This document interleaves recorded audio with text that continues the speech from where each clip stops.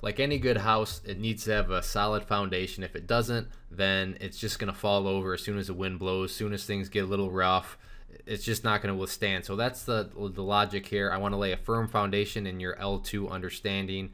That way you can have a good, firm grasp, because as traders, it's not always going to be clear skies, birdies chirping, rainbows and unicorns and lollipops and all that stuff. It's going to get rough at times, but when you have a solid foundation, that's what's going to weather the storm. So even if you think level twos and have a firm foundation in terms of the basics, still just watch this video. There's always something you can learn. And heck, you've paid the money, we're hanging out, so don't diss me like that, don't disrespect me like that. I'm trying to be your buddy. Let's just bear with me, watch this beginning video, and hopefully you'll still be able to pick something up. But we really need to establish a firm foundation, firm, steady and strong understanding. That way, like I said, when there aren't unicorns and rainbows, we can still have a good, strong thing to stand on in terms of keeping us grounded and keeping our eye on the prize.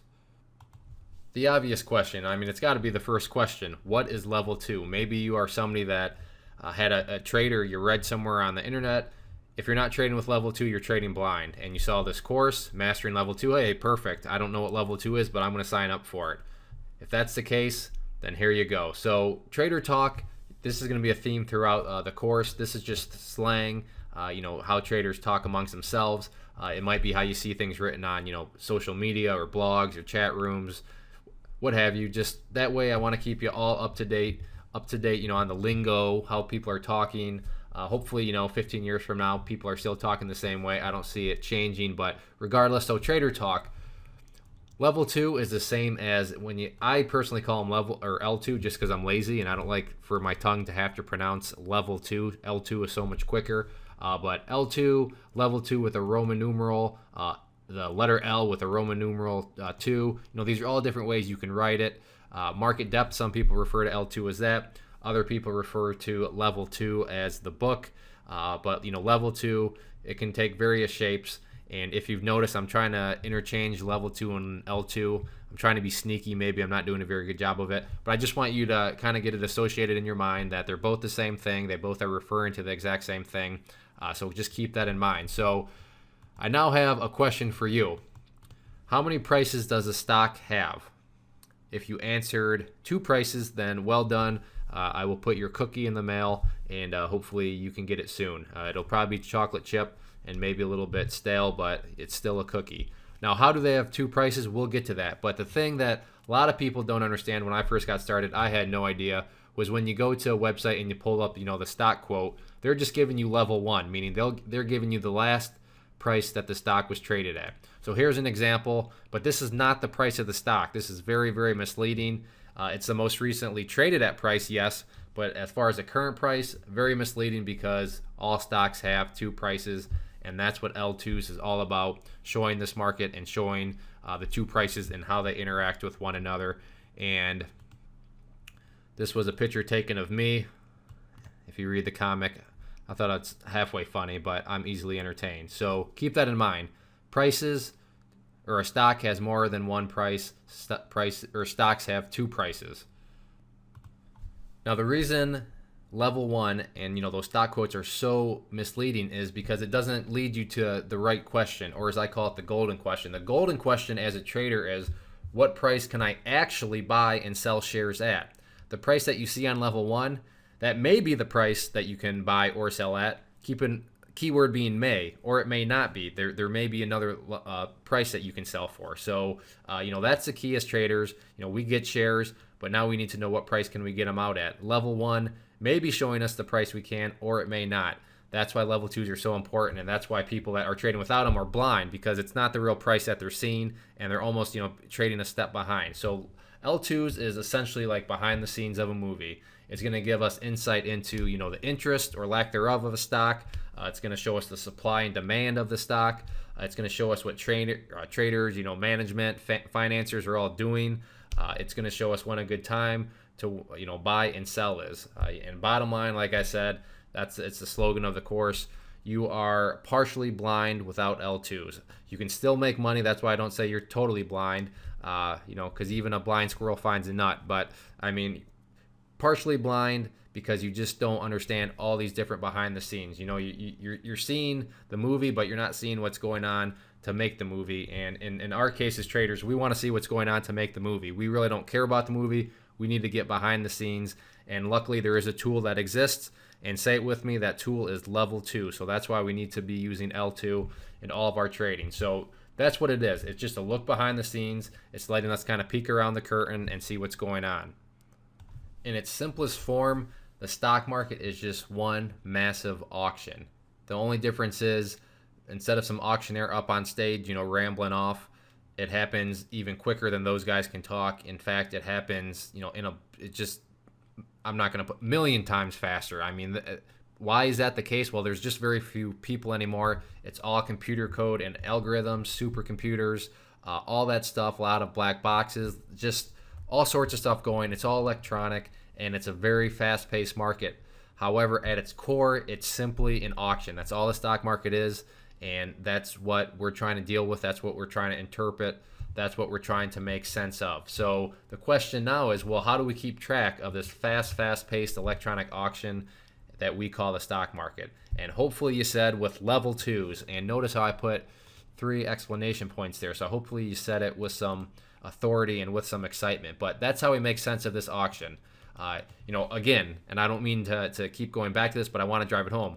Level 1s, that's why they're misleading, because as you're going to see, they don't show you anything. They show you nothing about the auction other than what the last price was, but there's so much more to the auction than just what level 1 quotes show you. So level 2s, I mean, they really do open up a whole new world, and that's what we need to see. So level 1, very, very, very surface deep of the auction, but level 2s is the auction, and it's showing everything that's going on with the auction. The auction has 4 quote-unquote building blocks, and these 4 overall areas are the stock, the buyers, the sellers, and then the deals.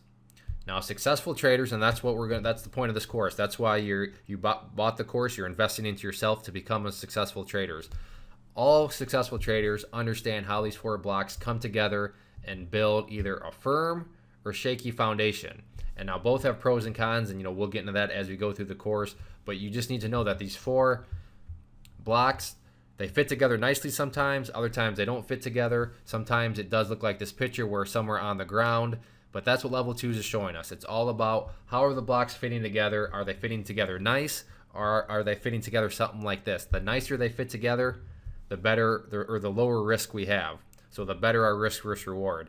The more that are on the ground and it's kind of jaggedy and doesn't quite come together in a nice cube, that's the higher risk. So, but what's going to build or not build is going to be how these 4 blocks all interact with one another. Again, the actual stock, the buyers, the sellers, and the deals, pros and cons, but we're going to be covering all that throughout the course. The first building block is just the stock. This is the security that is the focus of the auction. It's represented and designated by its ticker symbol. Some examples, Apple, AAPL, Amazon, AMZN, Google, GOOG. Tried to pick companies that I feel will be here from here on out to the next 20 years. But that's what the stock is. It's just simply what the auction is focused on. It's the center of attention. It's what the spotlight's on. It's what everybody is talking about. The buyers, pretty straightforward. Now, trader talk, the buyers is known as the bid. So if you've ever heard people say, some blah, blah, blah, the bid, all of a sudden, that's what they're talking about. They're talking about the buyers within the auction. Now, the buyers come in 2 forms. There are motivated buyers and then partially motivated buyers. We'll get more into this, but right now, like I said, just establishing the foundation. So again, the bid is where the buyers hang out. However, the buyers, there are 2 forms, motivated and partially motivated. The next is the sellers. Trader talk, the ask. So whenever you hear somebody talking about, the ask this or the ask that, it's not asking a question. It's asking in terms of they're asking for a price. So they are the sellers. They also come in 2 forms. There's motivated sellers, and then there's partially motivated sellers.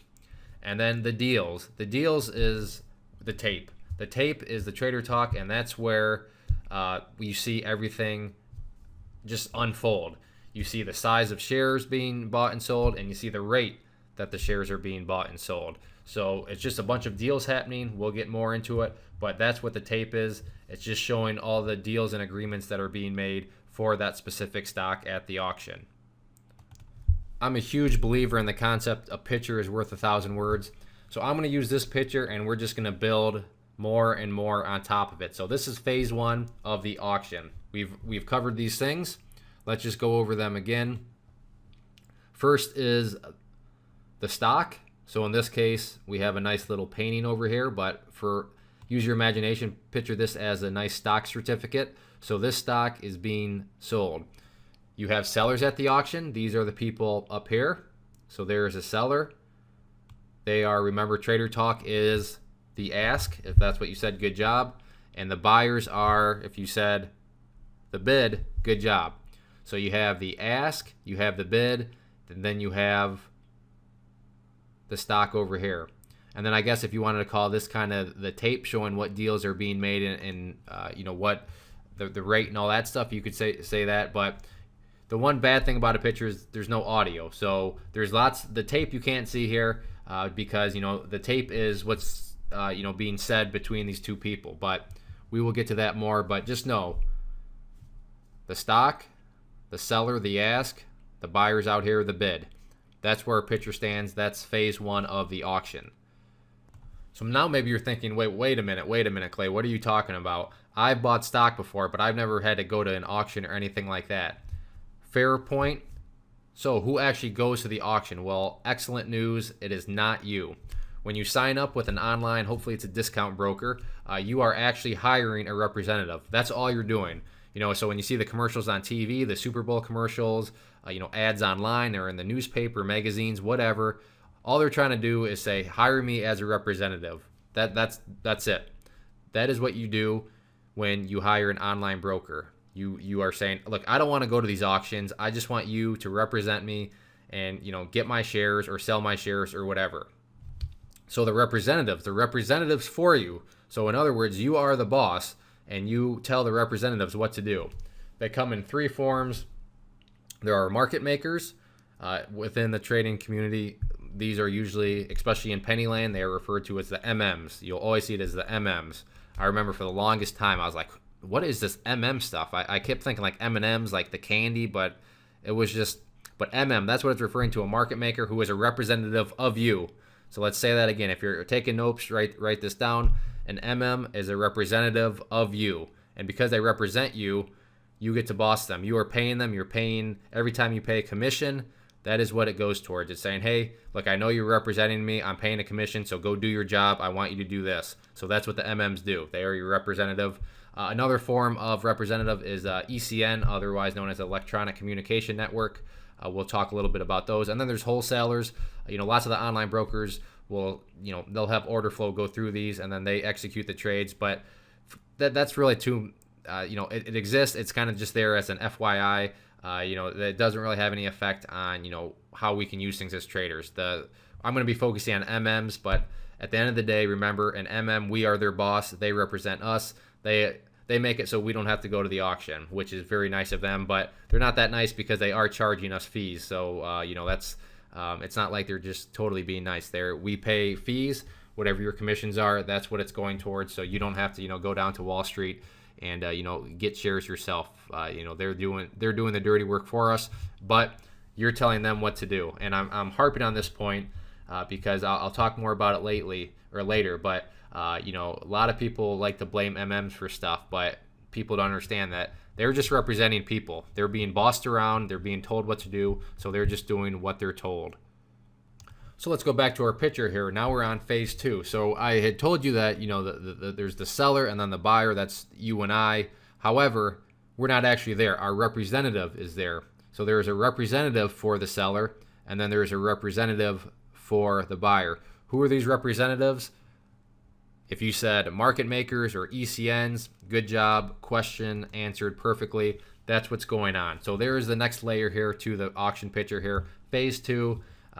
We are at the auction, but we're not really there. We're there in spirit with our representative. I guess that's the best way I could put it. So that's what I'm trying to show here, is that we are there, but we're not quite there because we're paying somebody to go there for us. I guess that's the best way to put it. We're paying with our commissions somebody to go to the auction and represent us and do what we want them to do. So who is all at this auction? We understand that we don't have to go. You don't have to go. I don't have to go. But who all is there? Well, I mean, it's you name it, they are there. If there's somebody is interested in that particular stock, then they are going to be at the auction being represented by somebody. So there's going to be retail traders. Whenever you hear retail traders, that's you and I. There's going to be hedge funds. There's going to be mutual funds. And there's going to be everybody in between. But the main three are going to be retail traders. They make up the majority. I mean, people just want to buy and sell. And then you might have some bigger players as hedge funds and mutual funds. Not necessarily on penny stocks, but I'm not really talking pennies. Just trying to build overall concept here of what this is. So don't take the course and just say, hey, ClayTrader said that there's mutual funds and hedge funds always on penny stocks. That's not what I'm saying. I'm just saying for level twos, who is at the auction in general. It can be anybody. So that's what I'm trying to get across here. I mean, you have all sorts of pictures. You have sweet grandma. You have a very professional looking guy. Have another guy with a bunch of monitors. You have a guy that lives in his van. Have a nice little couple there. And then this, I'm not going to reveal who this is quite yet. If you've taken one of my other courses, you'll definitely recognize the name, but I'm not going to tell you who that is quite yet. Phase 3 of this picture now. So we know that there's buyers and sellers there. However, we know that they're not there they're not there physically. They're there in spirit. So in spirit, here are all the people that the sellers, the representatives are representing. You got grandma, this guy, the professional, but then out in the crowd, the representatives are these people. So it all started obviously with just, sellers and buyers. Yes. Who are these buyers and sellers? These are the buyers. These are the sellers. However, they're not there. Their representatives are there. So this is phase 3. This is kind of how things are going. These people want the stock, but they're not physically at the auction. And if I'm going a little too fast, then just pause and look at the picture and just visualize the concept that I'm trying to get. Like I said, a picture's worth 1,000 words. So just stop and think about it. I know I'm kind of going through these slides relatively fast, but just pause, look, and just see what I'm trying to get here. So I hopefully it's clear, but I just want to say there's no rush. You don't have to keep up with me. The pause button is your friend if you want to just pause and visualize. Visualizing is highly encouraged. So you've heard me talk about bid, ask, and tape. You know that the bid is where the buyers are. However, the bid is also where the partially motivated buyers are. So keep that in mind. When we say bid, these are buyers who want the stock. However, they're just partially motivated. There's no guarantee that they're going to get any shares. And in order to become a buyer on the bid, they are using what is known as a limit order. Maybe you've heard of that before. If not, a limit order is saying I want to buy, but I'm only willing to buy at this price. So that's where the people out in the audience are sitting. They have an order, but they're just partially motivated. They'd like the stock, but they're not willing to pay premium dollar for the stock. The reverse is true for the ask. Remember, the ask is where the sellers are, and they're also partially motivated. When you're sitting on the ask, you want to sell, but you're not in a hurry. You're not super motivated. Yeah, you're willing to sell, but you're not just going to sell for any price. You want to dictate the sell. So there is no guarantee that your shares will ever be sold. And again, for that order, it is a limit type order.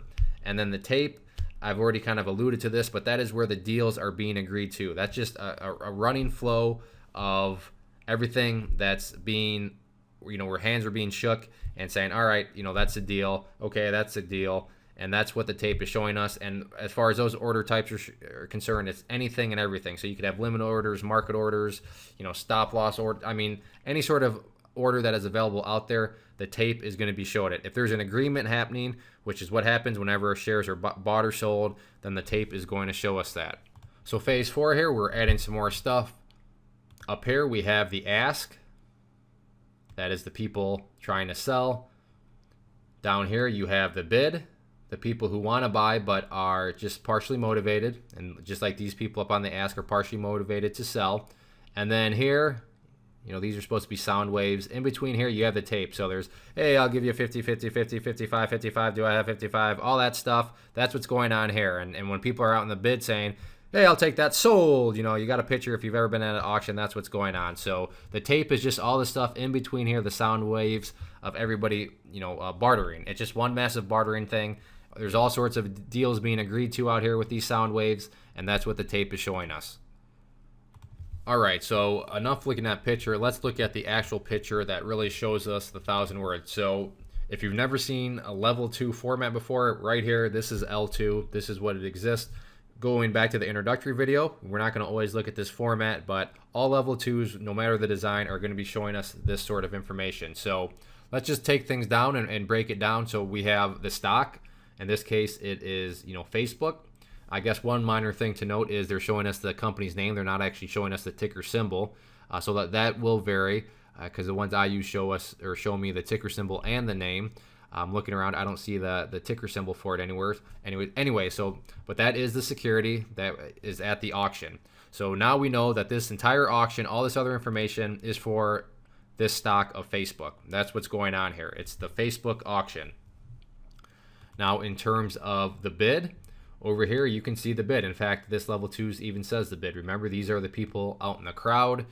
They are the ones that are partially motivated. They want to buy, but they want to buy at their price.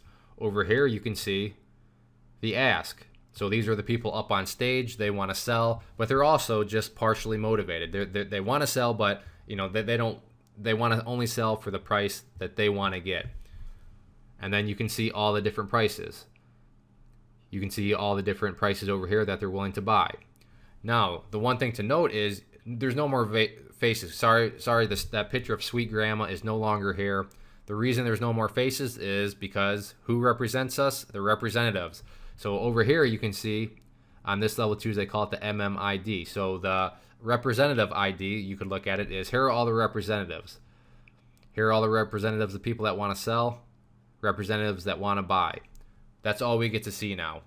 And then over here you can see the tape. These are all the deals and agreements that are being made. We're going to get into all the components of the deal here later on, but just know that over here on level 2s, this is where all the kind of the transparency, I should say. This is where all the sense of the market happens. So you got the, hey, I'll give you 25, 25, 26, 26, I'll get another, all that stuff. This is what's making sense of all that, gibberish of people talking. In our case, it's all computerized, but you get the point. The tape is making sense of what's going on in terms of what agreements are being made. Because remember, every buy must have some sort of seller, and every sell must have somebody that's buying. So every transaction, there's two parties involved, and that's what this is showing us over here, the two parties and what they've agreed to. So let's talk more in detail about the tape. In the previous slide I hinted, we'll talk more about what components go into these agreements and deals. So let's take a look at some details. A deal has 4 parts, and these are the 4 important parts that we need to keep in mind and pay attention to, when we're doing our risk analysis and stuff like that later on in the course. So the 4 important parts. The first is, what is the price that the buyer and seller agree to? If a deal, whether you're selling, a sack of marbles or, a house or, some apples or some pottery, you're going to need to have some sort of price. I mean, I'm stating the obvious when I say that. No different for stock. So that is the first part of the deal, is what is the price. And here on the tape, you can see right here, labeled very nicely, is the price. So it's telling us what these deals were arranged at, and what price they were agreed to between the two parties. The next is the size of the agreement.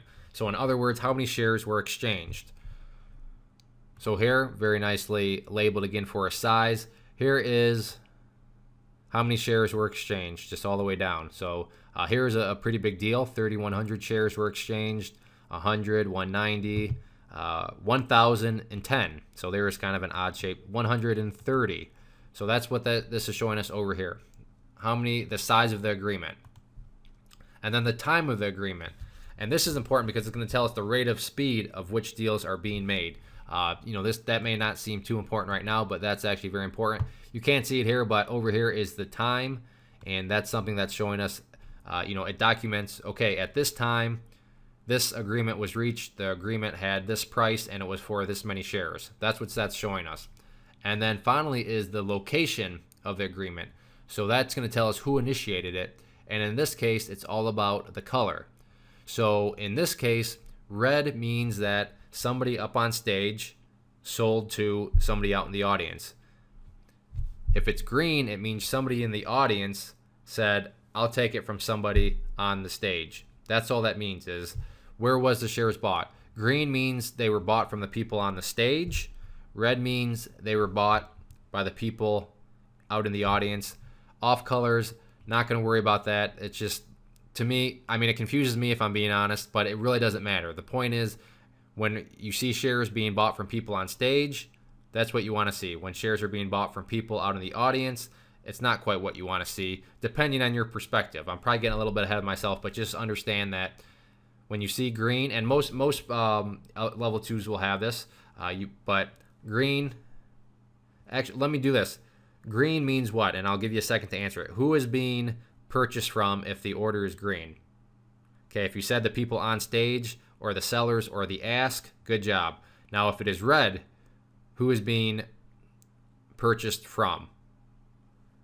They're being purchased from the people out in the crowd, which is the buyers, which is the bid. So that's how that all works.